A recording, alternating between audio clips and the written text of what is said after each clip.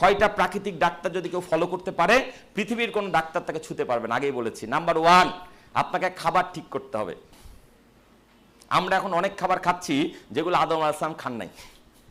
আর আদম আলাইহিস সালাম তো দূরের কথা, আপনার দাদা ওই খাবারগুলোকে যদি কোনো কারণে যদি আল্লাহ পাক সুযোগ দিয়ে দেয় যে তুমি তোমার দাদাকে কবর থেকে 1 ঘন্টার জন্য তুলে আনতে পারবা, ঠিক আছে, আপনি তুলে এনে যে খাবারগুলো দেবেন অধিকাংশ খাবার দেখে বুঝবেই না এগুলো খাবার। ফ্রাইড চিকেন দেখছে, উমুকটা দেখছে, তুমুকটা দেখছে। বলেন ভাই, আমার কথাগুলো একটু বোঝার চেষ্টা করেন। আপনি কিন্তু নিশ্চিত থাকেন যে পৃথিবী বদলে যাচ্ছে, কিন্তু মানব দেহ হচ্ছে আদি ও অকৃত্রিম মডেল আছে, মানে আদম আলাইহিস সালামের যে মডেলে পৃথিবীতে এসেছিলেন আপনি সেই মডেল, খালি সাইজটা একটু ছোট করা হয়েছে, 42 গুণ কমানো হয়েছে, বাকি সব সেম। প্রকৃতির শুরুতে মানুষ যে খাবারগুলো খেয়ে বাঁচত সেগুলো হচ্ছে টাটকা খাবার এবং আহরিত খাবার। কথাটা কি বুঝাতে পারছি? প্রথম কথা, খাবার ঠিক করতে হবে। 2 নম্বর হচ্ছে পানি খাওয়ার নিয়ম আমাদের 99% লোক জানি না। এইটা কি বললেন না যে পানি খাওয়ার নিয়ম জানি না, খাইতে খাইতে বুড়া হয়ে গেলাম। বস, পানি খাওয়ার 4টা নিয়ম না মানলে আপনার ওই পানিটা শরীরের কোনো কাজে লাগবে না। নাম্বার 1, পানি কখনো দাঁড়িয়ে খাওয়া যাবে না। যদি আমার কথা বিশ্বাস না হয় আপনি আপনার মুরব্বী নানি দাদিকে জিজ্ঞেস করে দেখেন, যদি কেউ দুনিয়াতে থাকে। আগেকার মানুষ এই জিনিসগুলো মানতো, এখন তো আমরা নায়ক শিল্প খাবার, এই খাবার হবে না ভাই। পানি কখনো দাঁড়িয়ে খাবেন না প্লিজ। পানি খাবেন সবসময় বসে। যদি দাঁড়িয়ে পানি খান আপনার কিডনি ক্ষতিগ্রস্ত হবে। আপনি জীবনে যতবার দাঁড়িয়ে পানি খেয়েছেন ততবার আপনার কিডনিকে সামান্য 0.01% হলে ক্ষতিগ্রস্ত করেছেন। বাংলাদেশে এখন প্রতি বছর 60,000 লোকের কিডনি বিকল হচ্ছে। কিডনি ডায়ালিসিস ব্যবসা জমজমাট। বাংলাদেশে এখন প্রতি 10 জনে একজনের ডায়াবেটিস। বাংলাদেশে এখন প্রতি বছর 2 লাখ লোক নতুন করে ক্যান্সারে আক্রান্ত হচ্ছে। বাংলাদেশে এখন যত মহিলার আঙুলে রিং পরানো আছে তার চেয়ে বেশি পুরুষের হার্টের মধ্যে রিং পরানো আছে। এগুলা কি খুব ভালো তথ্য? ভালো তথ্য? মহা খারাপ তথ্য। আপনারা যদি উদ্যোক্তা হব করছেন, আরে ভাই একটু চিন্তা করেন আপনি সুস্থ আছেন কিনা, আপনি বাঁচতে পারেন কিনা। ভাই আপনি যদি যে কোনো জায়গায় ঘুমাইতে পারেন এবং যে কোনো কিছু খায়া হজম করতে পারেন তাহলে আপনি সুস্থ, তারপর আপনি উদ্যোক্তা হওয়ার কথা চিন্তা করেন। আর যদি বলে রাজীব ভাই সকালে কোথায় বের করতে পারি না, তাহলে খবর আছে। হাসেন না ভাই, আমি হাসানোর জন্য বলছি না বা ইয়ার্কি মেরে বলছি না। যদি টয়লেটে সকালে আধা ঘন্টা ব্যয় হয় তার অর্থ হচ্ছে আপনি ভিতরটা আসলে ঠিক নাই।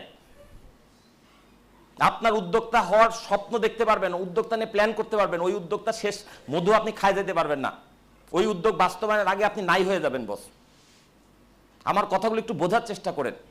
আমি আবারও বলছি, পেশাগত জীবনে আমি মার্কেটিংয়ের ট্রেনার, কিন্তু আমি মার্কেটিং নিয়ে কথা কম বলি। আমি মানুষকে দেখছি অসুস্থ হয়ে যাচ্ছে ভাই। সুস্থতার কথা বলি, সুস্থতার কথা বলি। সবার আগে সুস্থতা। আপনাকে সুস্থভাবে বাঁচতে হবে, আপনার খাওয়ার নিয়ম ঠিক করতে হবে, পানি খাওয়ার নিয়ম ঠিক করতে হবে। 3 নম্বর নিয়ম হচ্ছে আপনাকে পর্যাপ্ত ঘুমাতে হবে, 6 থেকে 8 ঘন্টা। একটু চিন্তা করেন তো, আমির খান কেন এখনো দেখতে আপনার আমার চেয়ে বয়সে কম লাগে? একটু চিন্তা করেছেন? কি ওনার জন্য মেশিন আছে? ওনার অনেক টাকা আছে, টাকা দিয়ে ওনার বয়স কমিয়ে রেখেছে? যদি আমির খানের লাইফস্টাইল কেউ জানেন তাহলে জেনে রাখবেন উনি 8 থেকে 10 ঘন্টা ঘুম কখনো ছাড়বেন না, তারপর শুটিং হইলে হবে, না হলে না হবে। আর আমাদের যদি বলে ভাই অমুক জায়গায় নক করো রাত 12টার সময়, 2 টাকার অর্ডার বেশি, আমরা তো সারা রাত জেগে থাকবো, হবে না? হবে না? আমার কথাগুলো একটু বোঝার চেষ্টা করেন বস প্লিজ।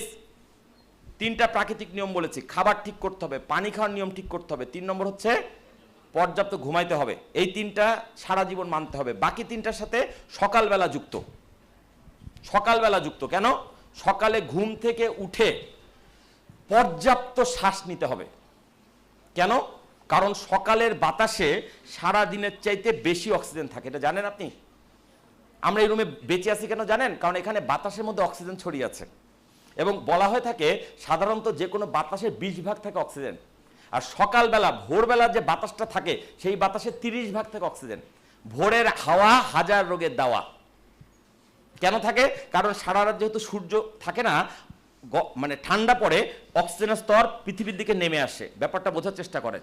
ফলে সকালবেলার বাতাসে বেশি অক্সিজেন থাকে। আপনি সারাদিন শ্বাস নিলে যে লাভ, ভোরবেলা ঘুম থেকে উঠে যদি একটুখানি বারান্দায় গিয়ে দাঁড়িয়ে শ্বাস নিতে পারেন, আপনার ভেতরটা অন্যরকম এনার্জি পাবে। আমি আজকে আপনাদেরকে খুব দ্রুত 6টা নিয়ম শেখাবো, প্লিজ ফলো করবেন। আপনারা আগামীকাল থেকে আমার এই নিয়মগুলো ফলো করবেন, কয়েকটা দিন পর আপনি চেষ্টা বুঝতে পারবেন আপনার উন্নতিটা কোন জায়গায় হচ্ছে। ভাই আমি হেলথ নিয়ে কথা বলছি, বাট আমি যে কথাগুলো বলছি সেটা আপনার উদ্যোক্তা হওয়ার পথটাকে সুগম করবে, আর কিছু না। সকালবেলা ঘুম থেকে উঠে অবশ্যই অবশ্যই প্রথম কাজ কি বলেন তো ভাই? টয়লেট ছাড়া? Yes, thank you sir.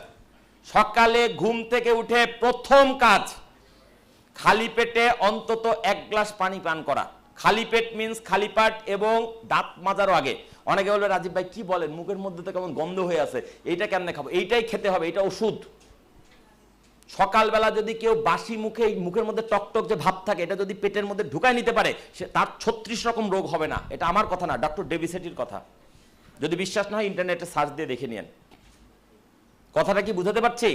আমরা তো অনেক সময় জানি না, আমরা কি করি, বাচ্চারা ঘুম থেকে বাবু আগে দাঁত মাজা পরে খাওয়া। আপনি কি জানেন মুখের মধ্যে যে টকটক ভাব এটা হচ্ছে খার।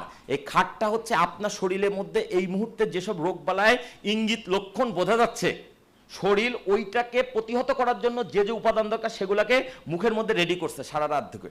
আপনার কাজ হচ্ছে 1 গ্লাস পানি দিয়ে ওটাকে ভিতরে গিলে ফেলা। আর আমরা প্রথমে উঠেই হবে না। সকালে ঘুম থেকে উঠে যখন উঠবেন, প্রথম কথা সকালে উঠতে বলছি, যদি নাও পারেন কালকে থেকে প্রথম কাজ, যদি আপনি বেলা 12টার সময় ঘুম থেকে ওঠেন, ঘুম থেকে ওঠার পর প্রথম কাজ 1 গ্লাস পানি পান করা। সম্ভব হলে পানিটা যেন হালকা কুসুম গরম পানি হয় অথবা নর্মাল টেম্পারেচার পানি হয়, কোনো অবস্থাতে ঠান্ডা পানি খাবেন না। যারা খেয়েছেন গতকাল পর্যন্ত ভুলে যান।